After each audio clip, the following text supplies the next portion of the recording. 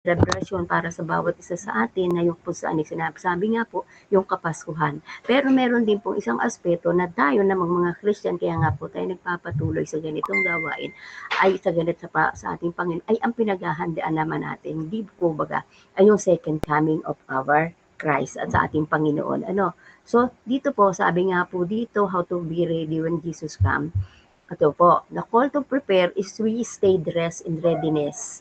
Kailangan po naghahanda po tayo at nagdadamit ng kahandaan for being number one ay expectant. Andun nga po yung ating nag-e-expect tayo, umaasa tayo, yung cultivate expectant heart by standing on the promises of His coming.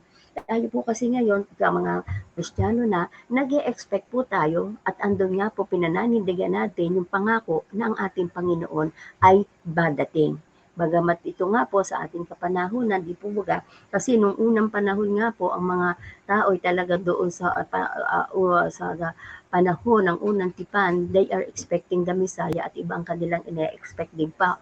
Di po baga, nung unang panahon, ang expectation nila talagang may dadating na maharlikang hari na kung sa isasakop sa kanila, bagamat sila po ay spiritually naging blind, dumating na nga po ang at lalo na po ang mga ilang Hudyo na kung saan o karamihan, bagamat meron na pong Jews na talagang na-born again na sa ngayon, ay andun nga po, meron pa rin po sa ngayon na talaga makikita ko nga po pag ako nanonood ng mga nagbablog ng mga OFW nasa Israel, ay ando talaga makikita po nila na sinishare nila yung Judaism na kanilang pinapagkalambahan. Pero tayo po ng ngayon na kung sa itinawag at nakakaunawa ng salita ng ating Panginoon, ay nag-e-expect po tayo. Cultivate an expectant heart by standing in the promises of God. Dahil alam natin, may pangako si God na dadating ang ating Panginoon. Ayan, dumating na nga po at yun nga po pinaghahandaan natin. And then, sa pag-expect po natin yun, ay tunay yung mga pangakong yun ay nagkaroon ng kaganapan sa unang tipan. Another thing, ay andun nga po yung hope tayo. Andun yung ating pag-asa. Nananatili, keep our hopes in times of affliction rooted and anchored. Andun nga po na sa kabila ng mga persecution trials natin, ayan yung mga affliction na yan, inaasahan po natin at dapat ito'y nakarema sa puso't isipan natin na mayroon tayong pag-asa. Kung meron man po tayong mga affliction o mga bagay na kung sa inaranasan sa kapanahonan, isipin po natin na yun ay pansamantala lamang. Isipin po natin na kung sa meron po tayong pag-asa sa hinaharap. Dahil ang Diyos po natin ay maraming pangakong sinabi ko nga po natin kanina. He is full of promises. Kaya nga po yun po yung dapat hindi maalis dito sa atin, ayun tayo ay punong-puno ng pag-asa. Hindi natin ito inaalis sa ating mga puso't anak dahil meron tayong pananampalataya at pananalig na nagbuhat sa ating Panginoon at patuloy natin pinag-aaralan ng kanyang salita. At yun po ang nagbibigay sa atin na para po tayo ay patuloy na patuloy habang andito pa tayo sa mundong ito at ginagampanan natin yung ating mga tungkulin. Po. Another thing ay yung sabi nga po dito, doon sa kung saan ay sabi nga po dito ay our hope in times of affliction rooted dahil sa 2 Korinto sa pinagdali ang kapighatian dinaranas ko ngayon ay magbubungo na kaligayahang walang hanggan at walang katulad. Kaya't ang paningin namin ay nakapako sa mga bagay na nakikita. So tayo po yun dapat ang ito po ang ating pananaw. Hindi siya nakikita. Sapagkat panandalian lamang ang mga bagay na nakikita, ngunit walang hanggan ang mga bagay na di nakikita. Di po baga? Kaya nga po ito yung mga kung saan ito yung mga pag-asa natin, mga pangako sa salita ng ating Panginoon, yung bahagyang panandali ang pikapigatian. Lahat po tayo dumaranas ng mga problema, sakit, mga untoward incidents, pero ang sabi nga po dito ay yung walang hanggan at walang katulad. Kaya sabi nga po tayo mga Christian, dapat ang ating pong paningin looking forward doon sa mga bagay na hindi pa natin nakikita. Dahil yung sa ngayon makikita natin ay panandalian lamang. At ang bagay na kung saan ay walang hanggan, ay yun po yung ating ine-expect. Dahil andun nga po, dahil punong-puno na nga po tayo ng pangako ng ating Panginoon at nakikita natin ang kanyang mga pangakong yun. At lalo tigit nga po, di ba? Lalo tayo na po sa mga mananalangin na kung saan alam natin kung paano kumikilos ang ating Panginoon at tumutugon siya sa ating mga hinihiling at sinasamo. At yung po mapapatunayan natin sa ating pong mga kapatid na nagpapatotoo na tunay nga po ang buhay ang Diyos natin. ang ating Panginoon ay andun nga po na kung saan sa mga pangako niya, sa mga panalangin natin sa Kanya, ay hindi tayo nabibigo. Dahil andun nga po na meron siyang ipinangako. At number 3, maging mapagmatyak po tayo. Sabi nga po dito, be alert to not be led astray by the things of the world, put in the mind of Christ. Ano po, kaya po yung maging mapagmatyak po tayo lagi, kasama yung pag-asa, yung ating pong patuloy na kung saan ay sa ating pong patuloy na pag-expect, sa patuloy nating pag-asa, ay andito po, maging maging mapagmatyak. Be alert to not lead astray by the things of the world. Put on the mind of Christ. Ano ang sabi po sa unang Thessalonica, chapter 5, 6, 8? Kaya nga kailangang manatili tayong gising. Laging handa at malinaw ang isip di tulad ng iba. Kung gabi, karaniwang natutulog ang tao at kung gabi, karaniwang ding naglalasing. Hindi tayo dapat manglasing. Yamang tayo sa panig ng araw. Gawin nating baluti ang pananampalataya at ang pag-ibig at helmet ng pag-asa sa pagliligtas na gagawin ng Diyos. Di po baga, ang pinakang foundation po natin mga kapatid ay yung ating pananalig, pananampalataya at yung alam nating pagmamahal sa atin ng ating Panginoon. Yun ba? Ayun, helmet ng pag-asa. Ito nga po yung kung saan ay sinusuklaban po tayo ng kapangyarihan ng ating Panginoon. Kaya bilang isang mananampalataya, tayo po yung mapagmatsyag po sa mga nagaganap sa ating kapaligiran. Another thing, ano daw po natin kung saan ay dadamitan ang ating pag-aantay sa ating Panginoon, maging matapat po tayo. Faithful. Serve God faithfully in your assignment and calling. Dito po sa ating platform mga kapatid, may kanya-kanya po tayong mga tungkulin. At yun po ay sa atin, binigay sa atin ng ating Panginoon. Huwag po nating nilalaglang ang ating mga tungkulin kahit dito po sa platform na ito, ang Diyos po natin ang ating pinaglilingkuran. Kaya wag po nating nilalang ay ituloy ako'y ganito lang, ako'y host lang, ako'y aawit lang. Hindi po. Yan po sa harapan ng ating Panginoon ay kaaya-aya sa Kanya. Kaya patuloy po natin ay maging matapat. Serve God faithfully in your assignment and calling. Ang sabi nga po ng ating Panginoon sa ang kanyang salita sa Matthew 24, 45 and 46, ang matapat at matalinong alipin ang siyang pinamamahala ng kanyang Panginoon sa ibang mga alipin, upang bigyan sila ng kanilang pagkain at sa karapatang panahon, mapalad ang mga alipin niyo kapag dinatnan siyang gumagawa ng gayon sa pagbabalik ng kanyang Panginoon.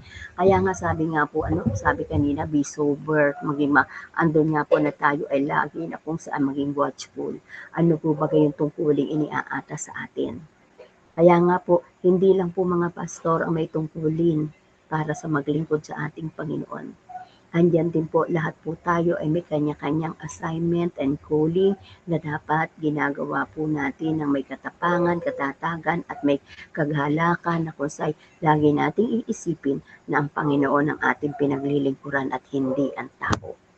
Ano po, hindi po yung ating mga leader, kundi ang mismo ang ating Diyos. Bagamat tayo nire-respeto, nagsasubmit tayo sa mga nangunguna sa atin, pero ang pinakang mahalaga po natin dito, isipin natin na sila instrumento ng ating Panginoon para lalo tayo maging matapat sa Kanya. Ano po? Kaya yun po, maging matapat po tayo. Another thing, be vigilant. Ano po? Tayo po ay laging maging alerto against the scheme of the enemy by putting the armor of God. Lagi tayo na kung kasama na nga po ito sa pagkatawag sa ating mga kapatid. Yung tayo ay laging pagkakasaan ay sa lahat ng sitwasyon, alert tayo. Kaya nga po tayo, sabi nga po, binibigyan tayo ng Panginoon ng wisdom, ng discernment. Para sa ganun, alam natin ang pagkilos ng kaaway na kung saan meron tayong sandata sa kanilang pagkilos. Ayan, paalala ni Pedro, sa unang Pedro 5, 8 and 9, manda kayo at magbantay. Ang dyablo na kaaway ninyo ay parang leong umaatungal at aalay-aligid na mahanap ng masisila. Labanan ninyo siya at magpakatatag kayo sa inyong pananalig sa Diyos. Tulad ng alam ninyo, hindi lamang kayo ang nagtitiis ng ganitong kahirapan, kundi pati ang inyong mga kapatid sa buong daigdig. So, ayun po, tayo nga po ay marami tayong sandata. At ito nga po, walang iba ang ating salita ng ating Panginoon. Alam niyo po, isa lang naman ang ating kaaway, na kung saan ito wala iba ang dyablo, na kung saan ginagamit ang tao para po tayo ay lituhin, para tayo ay akitin sa masama, para tayo gawin ang mga bagay na hindi nakakalugod sa ating Panginoon. At hindi yun po ang dapat nating maunawaan. Salamat dahil andun nga po sa ating pagiging matatag, po, sa patuloy nating pag-aaral, binibigyan tayo ng talino at kakayahan ng ating Panginoon para mapaglamanan natin ang lahat ng gawa ng kaaway. Kaya pagpatuloy po natin ang ganitong mga bagay, mga kapatid, dahil tayo nga po, pinili tayo, tinawag ng ating Panginoon para kung saan gamitin natin yung full armor niya. Walang iba, unang-una ang kanyang salita na kung saan mismong siya po yun. Okay, next po, be assured, maging trust in Lord in His word and the cross seal. Maging matyakin tayo, tiyak niya yung ating pananampalataya sa ating Panginoong Hesus at ang kanyang mga ginawa sa krus ng Kalbaryo. At ito po yung nagsisil, ito po yung kung basaan ay nakikita yung ating kaligtasan, yung mga nililigtas tayo sa kasalanan at sa kanyang paghuhukom. Sa pagdating ng ating Panginoon, sabi nga po, hayag man o lihim, mabuti at masama, pagsusulit natin sa ating Panginoon. So, be assured na tayo po sa pagharap natin sa ating Panginoon, sa kanyang pagbabalik, ay wala tayong ikakahiya, wala tayong maitatago. Bakit? Dito pa lang, ginagawa na po natin ang ating mga atas. Sabi nga po ay sa sinabi lang din natin kanina ay kung ano yung mga tungkulin natin, buong tapang natin gawin na parang na talagang sa Diyos tayo naglilingkod, hindi sa tao. Kaya trust in Jesus, in His word, pagtiwalaan po natin yung anong mga ginawa ng ating Panginoong Jesus, nung siya'y mapako sa krus, nagkaroon tayo ng kaligtasan, na-deliver tayo sa kasalanan, at na kung saan pagdating ng panahon, siya yung maghuhukom sa atin, sa ating mga ginagawa, na kung saan nagbibigay kaluguran sa Kanya. Another thing, dito po, sinabi nga po dito sa ating sinabi, be assured, trust in Jesus in His word and cross of our salvation from sin and judgment. Sabi po sa Hebreo 9:27-28, itinakda sa mga tao minsan lamang mamatay pagkatapos ng paghukom. Gayon din naman si Kristo ay minsang inihandog bilang hain upang pawiin ang mga kasalanan ng mga tao. Siya'y muling darating, hindi upang ihandog na muli dahil sa kasalanan, kundi upang iligtas ang mga naghihintay sa Kanya. Tayo po yun.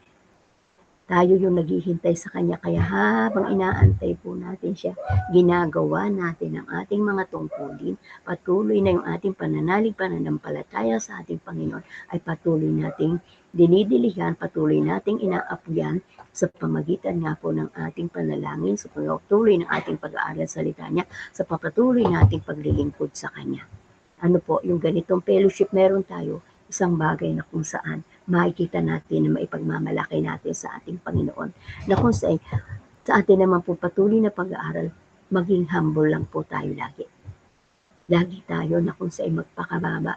Huwag tayo magmataas kung alam na natin marami tayong naunawaan sa salita ng Diyos. Pagkos lalo po tayo, hindi tayo magmataas, alisin natin ang pride, ang kataasan, kayabangan, kundi ang tayo nga po ay patuloy na magpakababa at patuloy ang gawin ang tungkulin na dapat po nating maibigay sa ating Panginoon.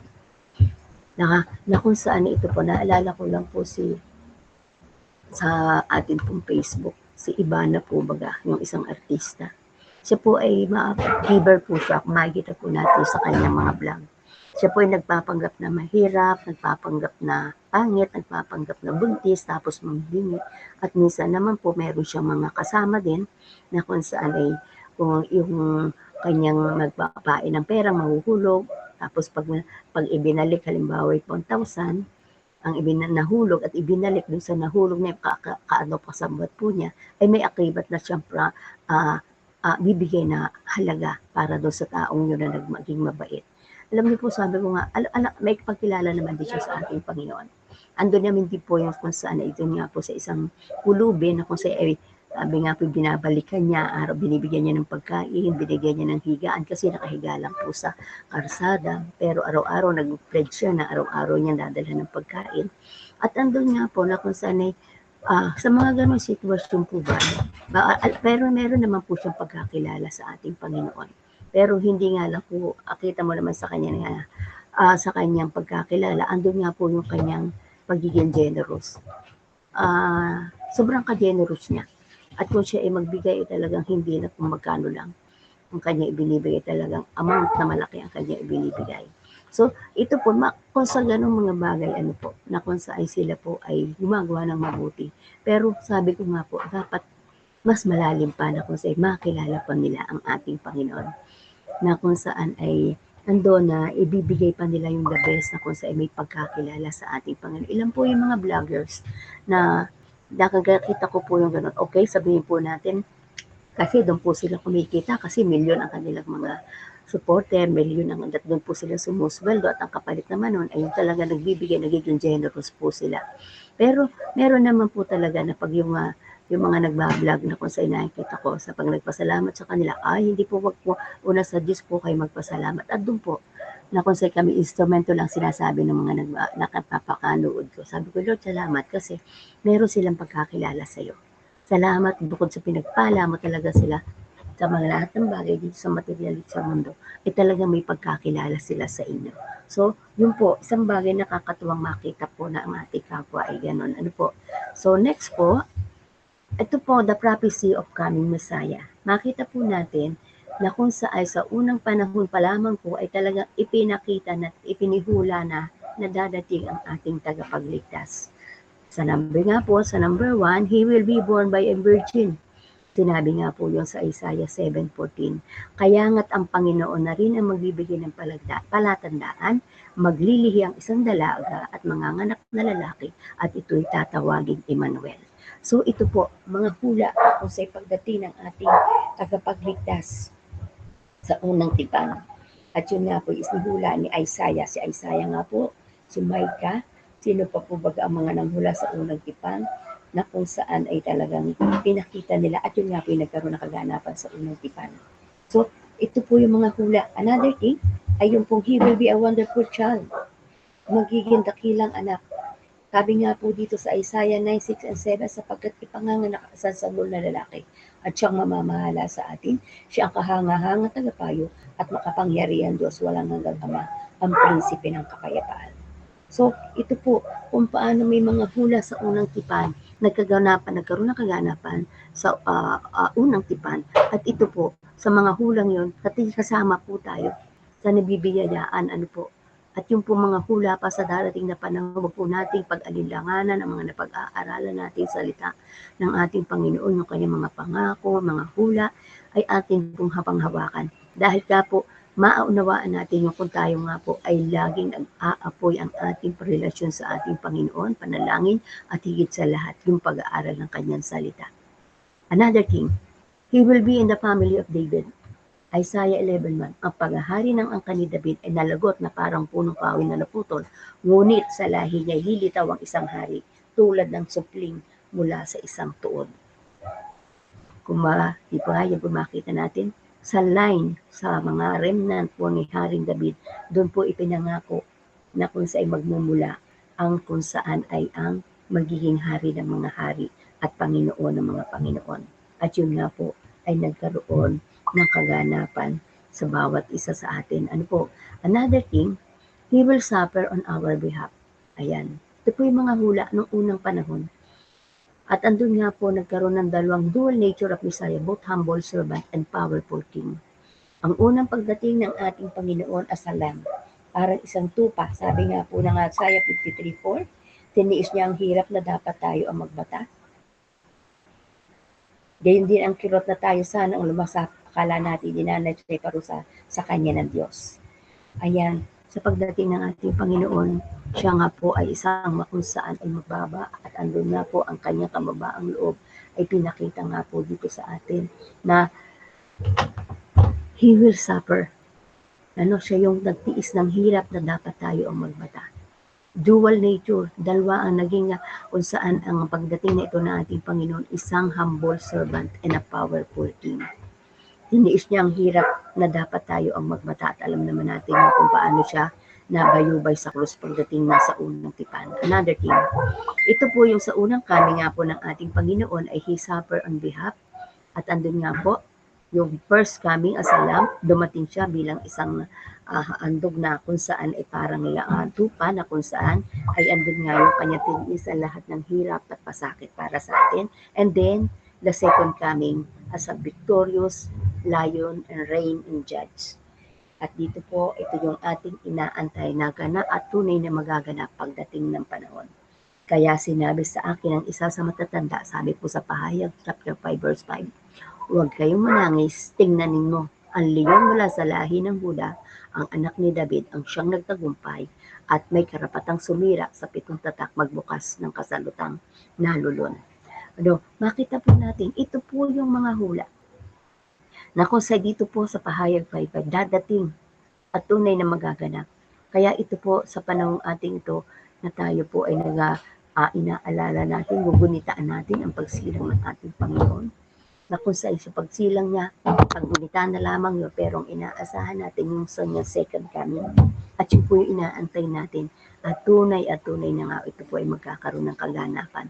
Kaya habang ating inaantay nito, tayo po'y magpatuloy sa ating mga ginagawang paglilingkod sa ating Panginoon.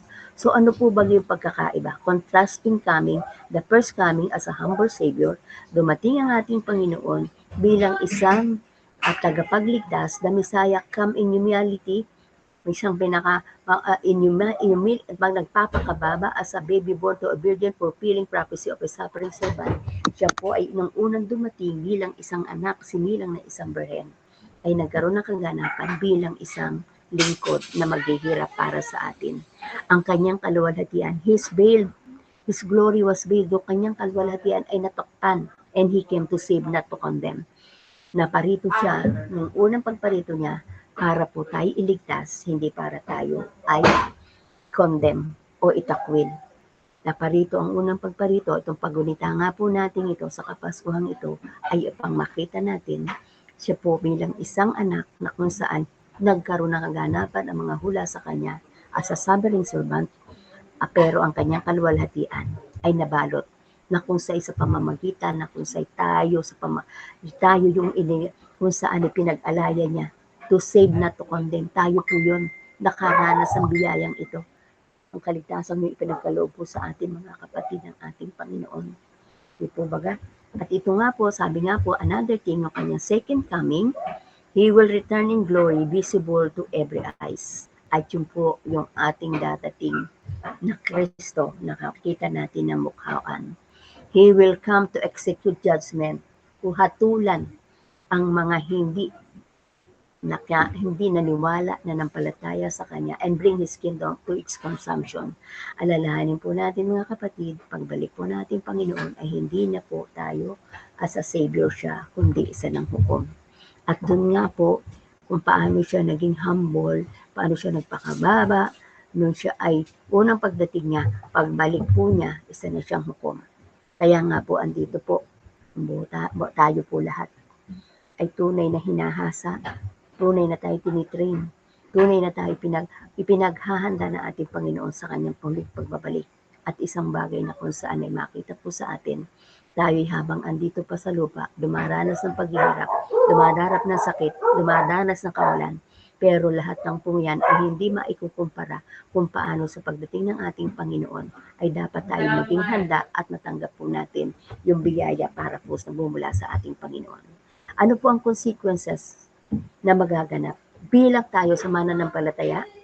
The return of Jesus is a moment of joy. Di ba? Sa ating mananampalataya, pagbalik ng ating Panginoon ay yung panahon na kung saan siya galakan. Yung kaluwalhati, makikita natin yung ecstasy, yung sinasabing an overwhelming of great happiness, of joyful excitement. Nakita po natin mga kapatid, kumbaga sana nakaka-relate po kayo kung gaano natin makikita ng mukhaan. Sabi nga po, dadating siya pagtunog ng mga trumpeta, ano po, at andun nga po, dahil kilala natin yun, na siya dadating, at andun nga po yung ating katwalakan na dadating na yung tunay na ating mga hari ng mga hari at Diyos ng mga Panginoon ng mga Panginoon. Pero sa mga hindi mananampalataya, it is a day of judgment, wrath and punishment for those who do not know or obey God. Pero sa mga hindi nananalig, hindi nananampalataya, ito yung araw ng kanilang paghuhukom, ang galit at ang kaparusahan na kung saan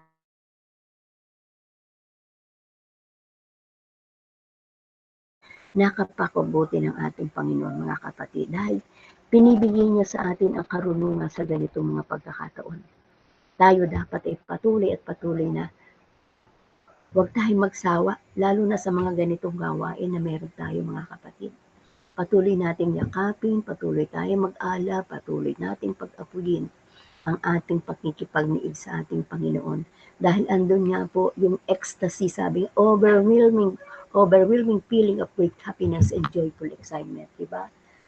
Yung excitement na yun, nawawala na lahat yung ating problema, sakit, karamdaman, dahil andun na nga po ang ating Panginoon. Kaya sa patuloy na kung saan ang ating pagkilos at paggawa, for an unbelievers, tayo po ay gamitin ng ating Panginoon upang hindi nila maranasan ang ganitong judgment at galit at poot ng ating Panginoon sa mga hindi sumusunod, sa mga hindi kumikilala sa ating Panginoon. At ito po yung ating tungkulin na kung saan, dahil alam natin, meron tayong kagalakan darating, meron tayong ando na kung saan ay yung yung feeling natin na kung saan happiness of joyful, pero dapat lahat po tayo ay mga bahagi natin, kaya magpatuloy po tayo na ibahagi ang salita ng ating Panginoon para po andun na kung saan ay walang maiwan.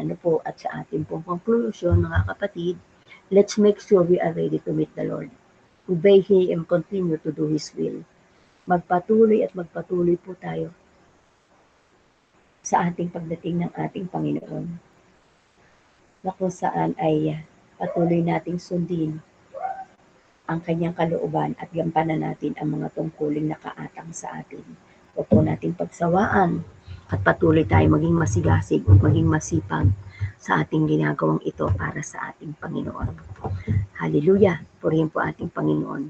Sa pagkatapos po nating makarinig ng kung saan sa mga ilang mensahe po ni Pastor Michael about sa ginagawa ng diablo sa atin.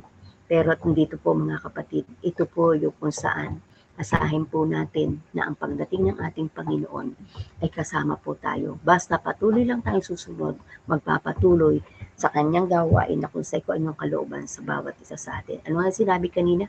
Yung ating mga tungkuling inaatang sa atin, huwag po nating nilalanglang. Bagkus ito pinagbibigay sa atin ng kaluwalhatian. Kaya gampanan natin ang buong kalakasan, buong puso na kung saan ang Diyos ang nabibigyan ng kaluguran at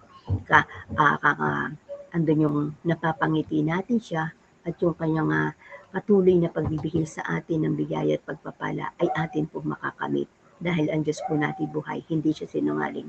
At patuloy na ibinibigay sa atin ang patuloy na habang hindi pa siya bumabalik, ay patuloy tayong binibigyan ng kaalaman para kung saan maging handa po tayo muli sa pagbabalik ng ating Panginoon. Kaya po mga kapatid, let us be ready.